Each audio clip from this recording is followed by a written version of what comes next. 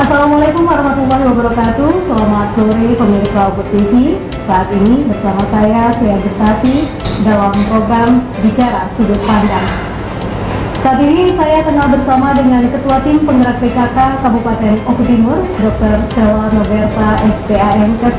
Assalamualaikum Ibu. Waalaikumsalam warahmatullahi wabarakatuh. Baik Ibu, senang sekali bisa ngobrol-ngobrol bareng sore hari ini bersama dengan pemirsa Uput TV tentu saja. Iya. Sebelum kita ngobrol mengenai tema kita mengenai vaksin anak, bisa sedikit diceritakan Bu kegiatan untuk hari ini? Hari ini tadi menemani Bapak pelantikan ICMI ya, Ketua ICMI Oku Timur. Jadi Bapak dilantik sebagai Ketua ICMI Koordinasi Wilayah Oku Timur. Jadi cukup sibuk ya hari ini. Alhamdulillah. Sekali bisa menyempatkan waktu untuk kita bincang-bincang. Dan tema perbincangan kita pada hari ini mengenai vaksin anak. Nah, di sini Bu Sela selaku spesialis anak itu yang kami tekankan dalam perbincangan kita pada hari ini. Dan dari data yang kita dapatkan bahwa saat ini untuk vaksin anak ini sudah 82,6% ya, itu buat vaksin pertama. Di vaksin keduanya memang belum mencapai target. Nah, Bu, tujuan vaksin untuk anak itu sendiri apa sih? Ya, tujuan vaksin COVID-19 untuk anak itu adalah untuk mencegah penyakit berat atau kematian akibat COVID-19. Itu yang pertama. Yang kedua, mengurangi resiko penularan terhadap orang-orang sekitar yang tidak mendapatkan vaksin. Kemudian yang ketiga, kita akan mendukung program pemerintah untuk pembelajaran tatap muka. Jadi perlu dilakukan vaksinasi pada anak-anak sekolah dan guru-guru sekolah. Kemudian juga yang keempat, mencapai percepatan dari herd immunity. Jadi harus mencapai herd immunity yang cepat supaya nanti kita bisa terbebas dari pandemi COVID-19. Darinya udah kelamaan ini. Ya, udah setahun ya.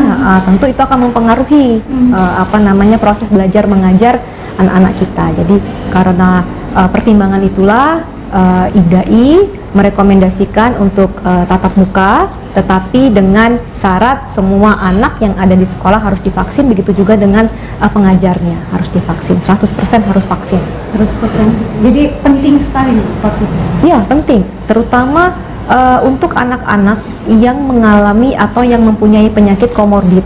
Misalnya ada yang anak yang punya penyakit asma, ya, atau anak yang punya penyakit epilepsi atau gangguan perkembangan, ya, itu mereka akan lebih rentan untuk terkena penyakit. Jadi kalau mereka terkena penyakit COVID-19, tentu akan menyebabkan kesakitan yang berat, kemudian mengakibatkan kematian. Jadi mereka adalah orang-orang yang memang beresiko yang memerlukan vaksin COVID-19. Baik, jadi harus gitu ya, sangat penting sekali. Ya, sangat penting sekali untuk mengontrol pandemi ini. Kalau tidak ada vaksin, tentu kita akan lebih lama mengalami pandemi dan lebih banyak yang terinfeksi. Semakin tinggi cakupan imunisasi akan terbentuk herd immunity, ya. Syarat herd immunity itu sekitar lebih dari 70% itu bisa terbentuk herd immunity, sehingga nanti lama-kelamaan COVID-19 sudah seperti penyakit biasa, seperti campak akan ada, tapi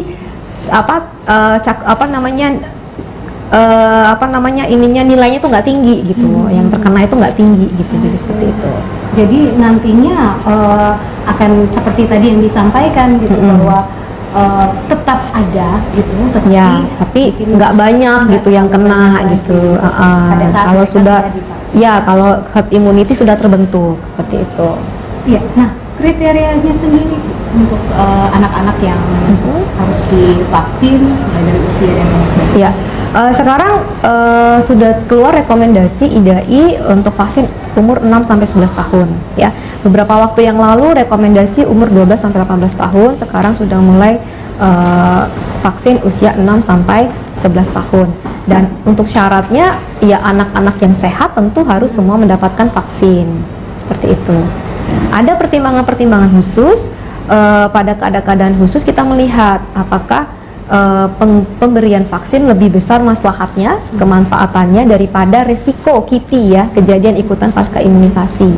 Jadi kalau dia anak-anak dengan penyakit misalnya penyakit asma tapi dia sedang tidak serangan, atau penyakit epilepsi tidak sedang serangan ya, atau anak-anak penderita kanker yang sedang tidak mendapatkan obat kanker ya, atau anak-anak yang gagal ginjal yang tidak sedang mendapatkan terapi steroid, itu boleh divaksin.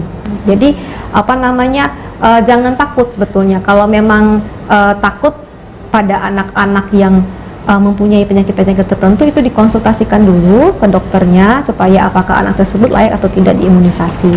Karena ada kriterianya, ada syarat kontraindikasi mutlak, artinya yang betul-betul tidak boleh mendapatkan imunisasi itu yang pertama adanya reaksi alergi terhadap komponen vaksin. Jadi dia pernah vaksin nih sebelumnya, tahu-tahu anaknya shock anafilaktik, nah itu nggak boleh lagi dikasih ya. Kemudian seminggu sebelum vaksin anak-anak mengalami kegawat daruratan, misalnya anaknya kejang, anaknya tidak sadar, anaknya sesak ya, kemudian anak-anak yang sedang mengalami demam juga tidak boleh divaksin. Atau adanya penyakit-penyakit neurologis seperti sindroma Guillain-Barré, mielitis transversa, itu nggak boleh divaksin. Sama anak-anak yang mengalami hemofilia, itu juga nggak boleh vaksin. Jadi nggak semua penyakit jadinya seperti itu. Nah, untuk solusi anak-anak yang tidak divaksin itu? Ya, kalau solusi untuk anak-anak yang tidak bisa divaksin, tentu orang-orang sekitarnya harus melindungi. Jadi orang-orang sekitarnya harus yang mendapatkan vaksinasi. Kemudian tetap menerapkan prokes, memakai masker, menjaga jarak, mencuci tangan, menghindari kerumunan, ya, mengurangi mobilitas, itu harus wajib untuk anak-anak yang tidak bisa divaksin. Dan untuk pembelajaran, bila anak tersebut sekolah, lakukan dengan secara daring untuk kita menjaga, karena anak-anak yang tidak bisa divaksin itu kan rata-rata yang punya komorbid, mempunyai penyakit berat, itu mereka akan lebih berat kalau terkena COVID. Angka kesakitannya akan lebih tinggi, komplikasinya lebih tinggi, angka kematiannya itu lebih tinggi. Seperti itu. Iya.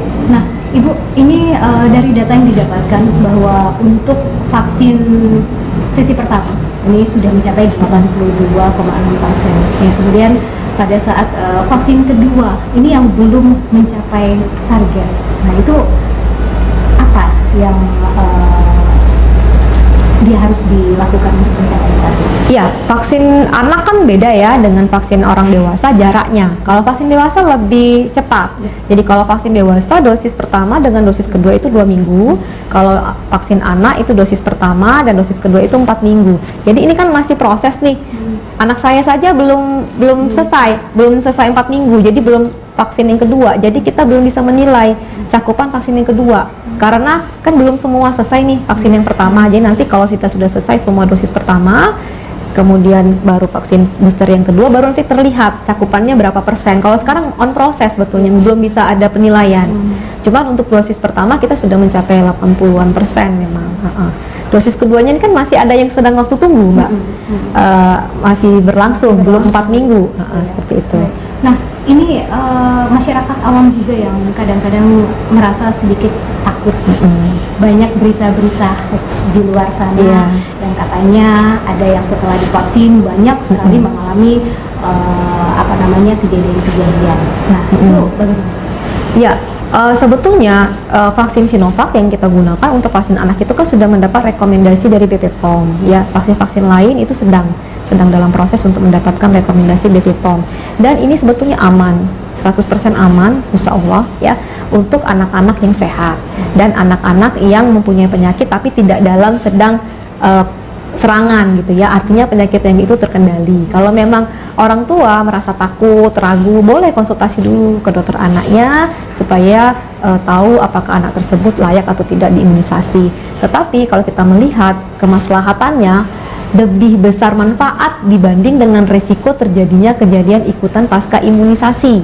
Kejadian ikutan pasca imunisasi pada vaksin COVID itu sebetulnya tidak berat. Yang sudah terjadi selama ini ya, yang sudah kita jalani, dari cakupan 82% itu tidak banyak yang terjadi KIPI. KIPI-nya pun ringan sebetulnya ya. Jadi reaksi lokal saja, kemerahan di tempat suntikan, bengkak, nyeri, yang demam itu jarang.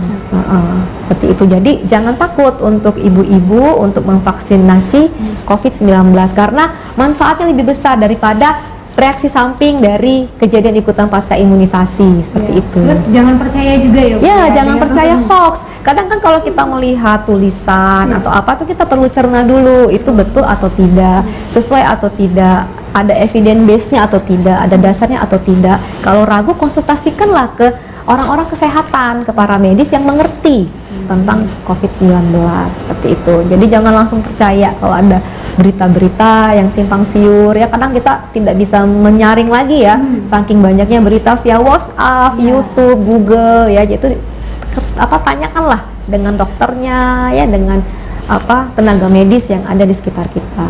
Ketakutan para ibu-ibu itu ya itu tadi karena melihat atau menonton hal-hal yang belum jelas kebenaran. Ada beberapa KIPI kejadian ikutan pasca imunisasi itu yang di luar vaksin COVID ya, memang ada beberapa yang berat, tapi itu rata-rata tidak terbukti bahwa itu adalah kejadian ikutan pasca imunisasi, tidak terbukti bahwa itu karena vaksin gitu loh Mbak.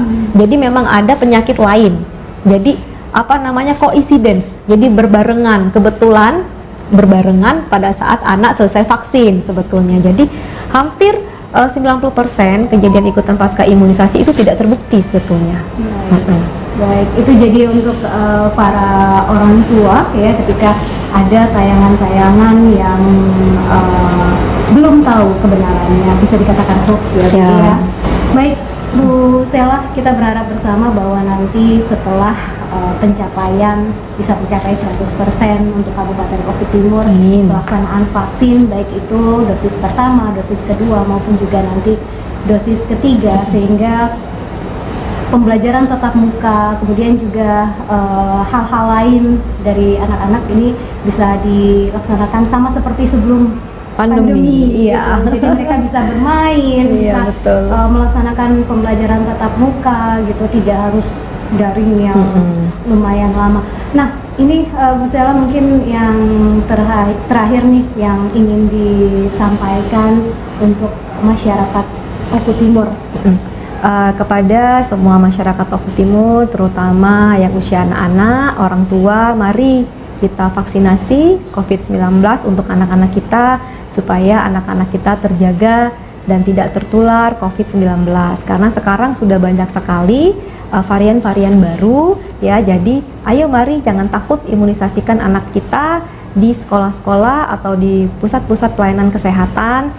Insya Allah dengan adanya vaksinasi COVID-19, pembelajaran tatap muka akan bisa dilakukan secara 100% dan kita akan terbebas dari pandemi COVID-19. Amin ya rabbal alamin. Baik, Bu Sela, terima kasih untuk waktu yang sudah diberikan. Pemirsa Oku TV, inilah bicara sudut pandang kita pada hari ini, dan harapan kita bersama bahwa nantinya setelah vaksin anak benar-benar 100% bisa terlaksana, sehingga anak-anak bisa melaksanakan aktivitasnya seperti biasa, seperti pada saat sebelum adanya pandemi. Terima kasih untuk perhatian Anda. Sampai jumpa. Wassalamualaikum warahmatullahi wabarakatuh.